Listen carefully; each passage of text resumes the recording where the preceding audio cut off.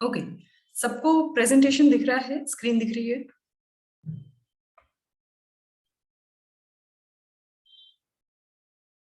Am I audible properly? Yes, ma'am. Okay, last time हमने plant growth and development से related जितने भी basic concepts हैं, that is measurement of growth, rate of growth, plus some basic phenomena related to germination और factors जो उस germination को support करते हैं, इनके बारे में देखा हमने, इनके बारे में अंडरस्टैंडिंग रखी। देन डेवलपमेंट से रिलेटेड चीजें देखी कि what is differentiation, D differentiation, री डिफरेंशिएशन, ये एस्पेक्ट्स, प्लास्टिसिटी क्या होती है, हेटेरोफिली क्या होती है, ऐसे कॉन्सेप्ट्स आपने लास्ट टाइम पढ़े। Also some of the physiological aspects of flowering, कि फ्लावरिंग के लिए कौन कौन से कंडीशंस की रिक्वायरमेंट है, ये चीजें आपने कल देखी, which is already a second time revision for all of you. आज मैं आपको हॉर्मोन्स रिलेटेड जो कि पार्ट रह गए थे, दैट इज द रेगुलेटर्स, जो प्लांट ग्रोथ रेगुलेटर्स हैं उनसे रिलेटेड कुछ एस्पेक्ट्स देखेंगे।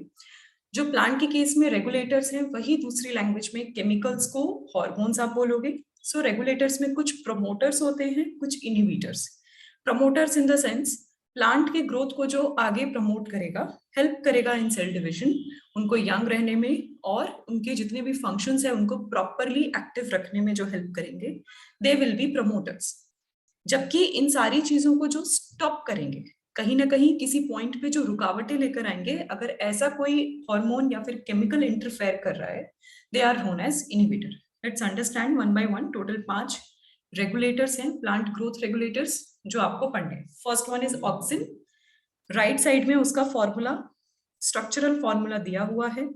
एग्जैक्टली किन लोगों ने डिस्कवर किया? सो Charles Darwin and Francis Darwin, his son. इसको नॉर्मली इंडोल एसिटिक एसिड भी बोलते हैं। इसका मेजर जो फंक्शन है ऑक्सिन का, इसका मेजर फंक्शन है सेल डिविजन को इनिशिएट करना। शूट्स एंड रूट्स के टिप्स पे ये प्रेजेंट रहते हैं एंड उसको इनिशिएट करवाते हैं। मे बी मीन्स इनका डेवलपमेंट जो है इनिशिएट करवाएंगे। ऑल्सो फ्लावरिंग, नया अगर प्लांट फ्लावर प्रिपेयर कर रहा है, इट मीन्स कि लीफ का मॉडिफिकेशन हो रहा है इनटू फ्लावर, जिसके लिए नए टाइप के सेल डिविजन की रिक्वायरमेंट है। अगेन वहां पे ऑक्सिन्स जो होंगे वो हेल्प करेंगे। देन एपिकल डोमिनेंस एक वर्ड है, एपिकल यानी जो टिप्स है उनका डोमिनेंस, कि अगर कोई नया सेल या नया लेयर वापस से ग्रो करवाना है, इन केस कोई डैमेजिंग हो गया या फिर एनी काइंड ऑफ वुंड, और मे बी पुराने सेल की डेथ हो गई, तो उनके रिप्लेसमेंट के लिए अगर कोई बैग चाहिए, तो उन सब चीजों में एपिकल लेयर पे जो मेरिस्टेमेटिक टिश्यूज हैं वो हेल्प करते हैं इन ग्रोथ, जिसमें प्लांट की लेंथ जो है वो इंक्रीज होती है particularly. So these are few of the important aspects. Then एक और चीज हाईलाइट हुई है, that is the prevention of dropping of leaves and fruits. तो लीव्स एंड फ्रूट्स को अर्ली एज, उनका अर्ली एजिंग ना हो, या फिर जो फ्रूट है उसका अर्ली राइपनिंग ना हो, तो उनको प्रॉपरली यंग रखने के लिए लंबे टाइम तक प्रिवेंट करने में हेल्प करता है ऑक्सिन। मीन्स उनकी एजिंग प्रिवेंट करने में या उनकी ड्रॉपिंग प्रिवेंट करने में। So these are few of the important features कह लो, या फिर उनके कैरेक्टरिस्टिक्स जो ऑक्सिन हार्मोन के प्रेजेंट रहते हैं। इन्हीं को एक और सबऑर्डिनेट या इसका एसोसिएट कह लो, there is one more kind of hormone जो हेल्प करता है ऑक्सिन के साथ, उसी के साथ हैंड इन हैंड काम करता है और आगे बढ़ता है, दैट इज जिबरलिन।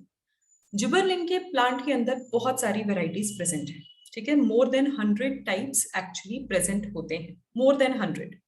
सो उनका जो नंबरिंग है वो जिबरलिन GA 1 2 3, जिबरलिन जो वर्ड आया है, सो इसका मेन जो एसोसिएशन है related to the gibberellic acid.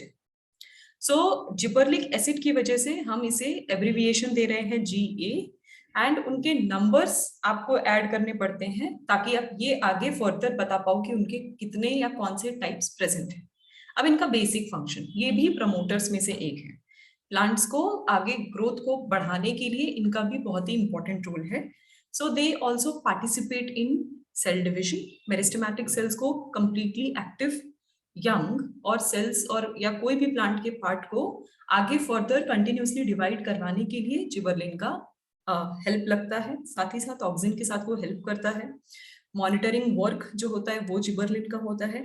कहाँ पे सेल डिविजन रिक्वायर्ड है, वो जो सिग्नल्स डिटेक्ट करते हैं वो जिबरलिन करते हैं।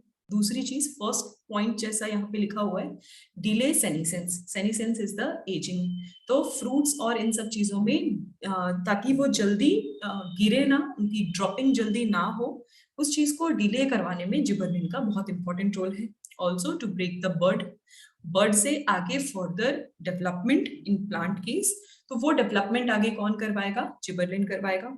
सीड डॉर्मेंसी, सीड डॉर्मेंसी को ब्रेक करवाना, जो फर्स्ट इम्बाइबिशन हो रहा है, तो इम्बाइबिशन के बाद जो रेडिकल फॉर्मेशन हो रहा है time at the time of germination, तो वो इनिशियल मेटाबॉलिज्म एक्शंस में जिबरलिन का इंपॉर्टेंट रोल है। उसके अलावा जैसे जो भी आप ऑक्सिन के प्रमोटिंग कैरेक्टरिस्टिक्स या फंक्शंस आप पढ़ते हो, एग्जैक्टली वही सेम जिबरलिन के भी होते हैं। ये दो हार्मोन्स की बात सबको समझ में आई? Any doubt?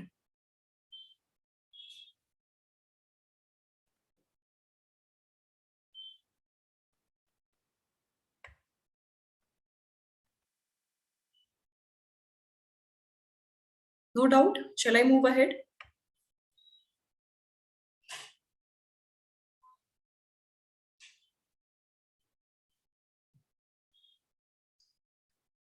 Yes, ma'am.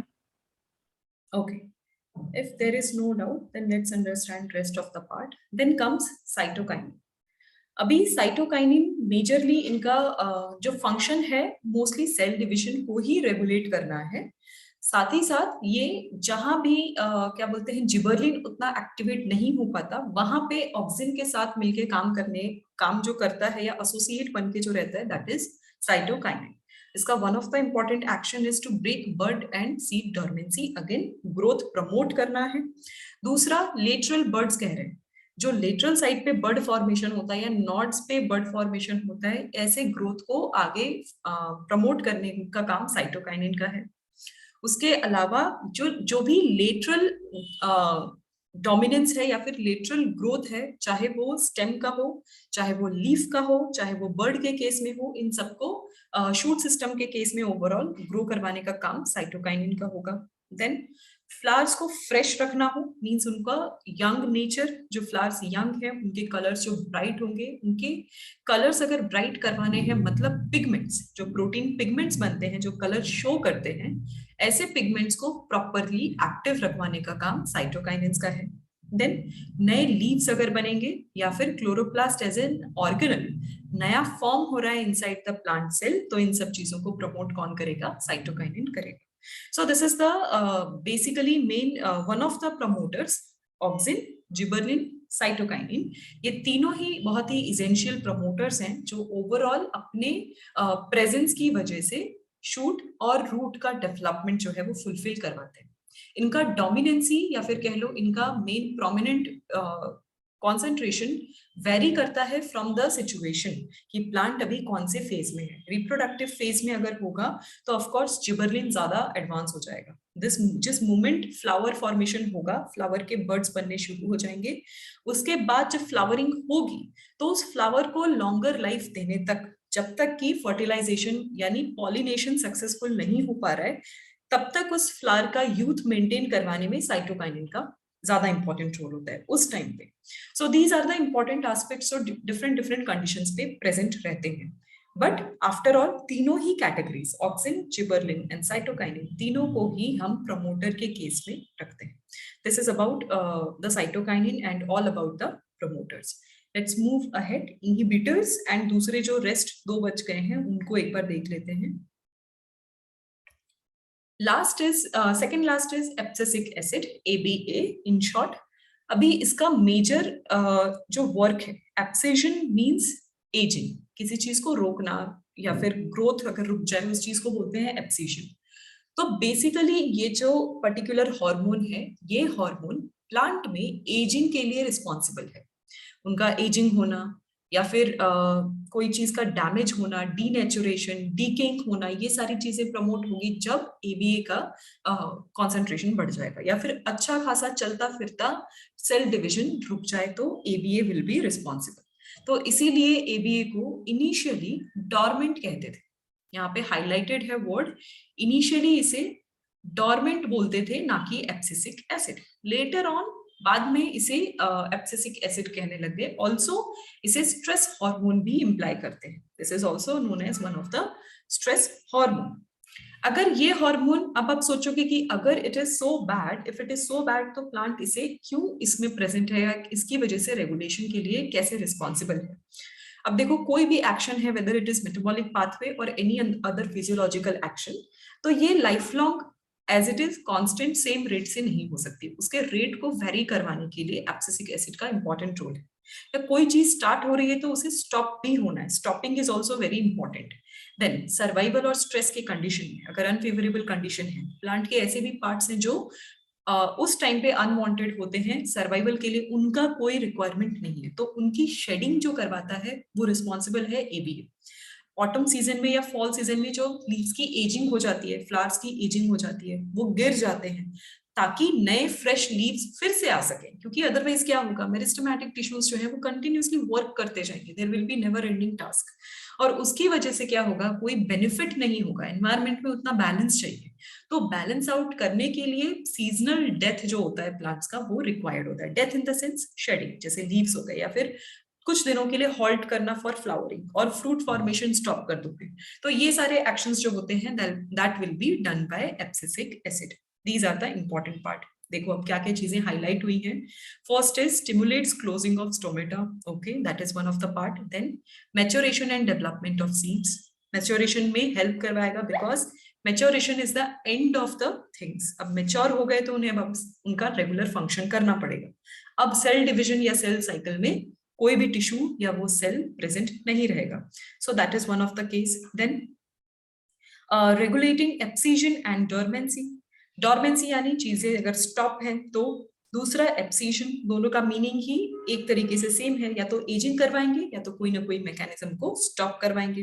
Then dropping of fruits, of course fruits को ड्रॉप करवाना after certain time is important. Reason, अगर वो प्लांट से अटैच्ड है तो ऑफ कोर्स उसे न्यूट्रिशन चाहिए, उसका मेंटेनेंस चाहिए, प्लांट की एनर्जी एक्स्ट्रा लगती है which is no longer important for the plant, तो उसके इंपॉर्टेंस कम होने की वजह से वैसे लीव्स, फ्लावर या फ्रूट जो होते हैं वो अपने आप ड्रॉप हो जाते हैं।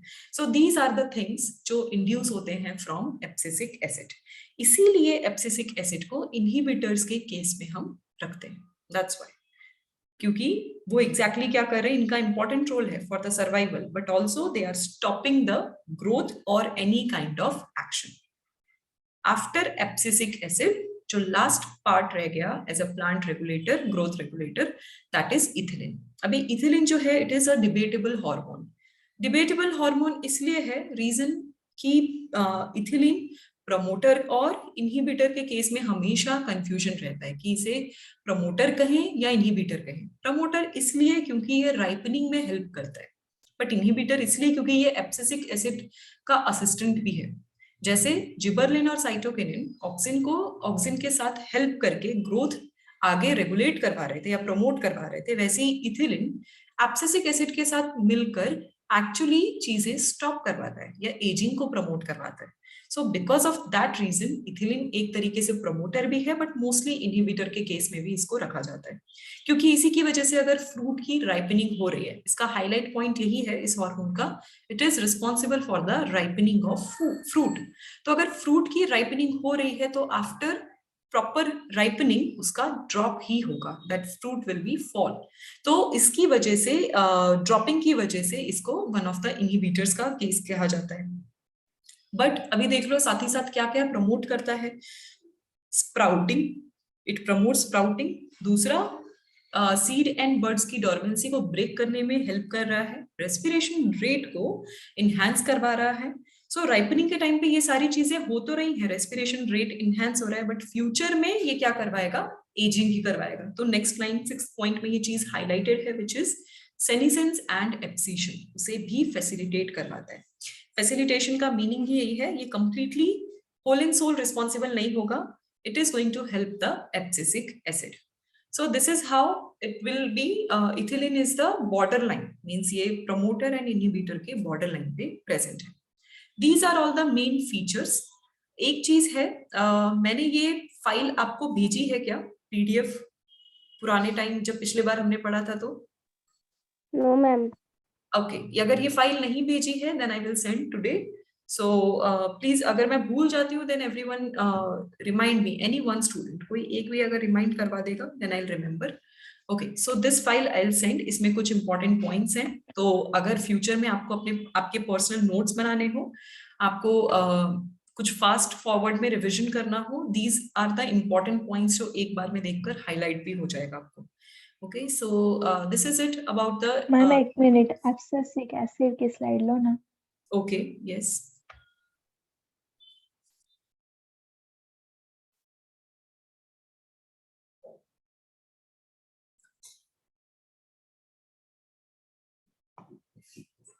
मैम वो एंटागोनिस्ट क्या है?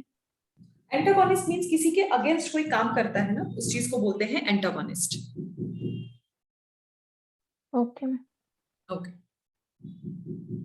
Protagonist and antagonist. Protagonist means किसी के साथ अगर चलोगे उसी रास्ते में तो आप हो जाओगे प्रोटैगनिस्ट, और अगर आप किसी को अपोज कर रहे हो, कोई पॉजिटिव हो रहा है तो आप नेगेटिव हो रहे हो, तो वो चीज हो जाती है एंटागोनिस्ट. ये दो तरीके के एक्शंस होते हैं. तो केमिकल्स भी, ये जो हॉर्मोन्स हैं हमारी बॉडी में भी होते हैं, प्रोटैगनिस्ट एंड एंटागोनिस्ट हमारी बॉडी में भी होते हैं. तो ये सारी चीजें जो रिसेप्टर्स होते हैं सेल के ऊपर, बाहर रिसेप्टर्स होते हैं ना, उनसे बाइंड होता है, वही सबस्ट्रेट और एंजाइम एक्शन. तो उसमें जो भी बाइंड होके आगे चीजें प्रमोट करवाएगा दे विल बी प्रोटैगनिस्ट, और जो चीजें बाइंड होते ही वो रिएक्शन को स्टॉप करवा देंगे they will be the antagonist. Any other doubt? No ma'am. Okay, chalo. This is it. This is everything about plant growth and development. मेरे पास कुछ questions हैं. Let's try to take few questions. अभी कैसा है, ये जो लिंक है इसका टाइम भी खत्म हो चुका है. इट्स बेटर कि आप नेक्स्ट लिंक आप ज्वाइन कर लो, तो हम फ्रेश क्वेश्चन आंसर्स के साथ स्टार्ट करते हैं.